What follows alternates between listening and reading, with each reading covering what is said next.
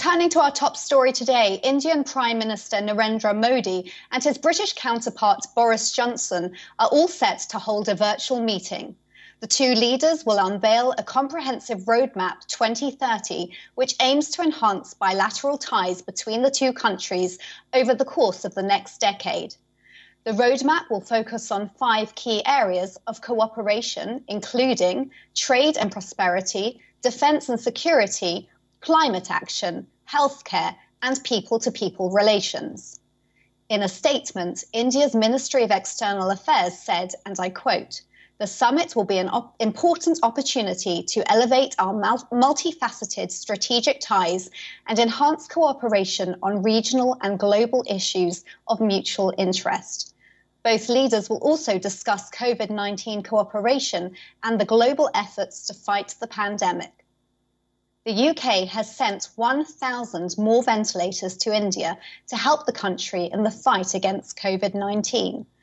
Before this, the UK provided India with 3 large mobile oxygen factories, 200 ventilators, and 495 oxygen concentrator devices.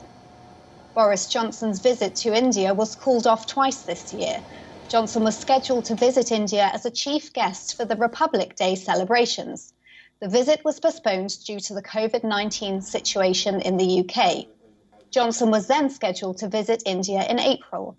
However, it was cancelled after India was hit by a ferocious second wave of the COVID-19 pandemic. Now, WION's London Bureau Chief Mandy Clark is joining us live from London.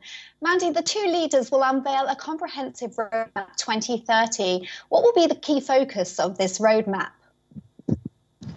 It's really looking at strengthening those long-term ties. We're aware that, of course, the Serum Institute and Britain will be working really closely together, creating new vaccines. Of course, the COVID vaccine is front and center, but Britain is really leading when it comes to vaccines and genomes, and they want to really work closely with Indian institutions to really build up that capability and learning. So we're looking at around $1 billion in investment in really strengthening those ties. And the COVID-19 crisis has dominated India for the last few weeks. What can we expect from these talks on that front? Of course, Britain was the first to act. They feel great compassion about how badly India's being hit by that. They're offering as much support. Of course, there's 1,000 more ventilators coming from Britain, but really any support they can provide for the immediate crisis of the minute, but also looking long term as the hopefully wave starts to die off, looking at how Britain can continue to support it.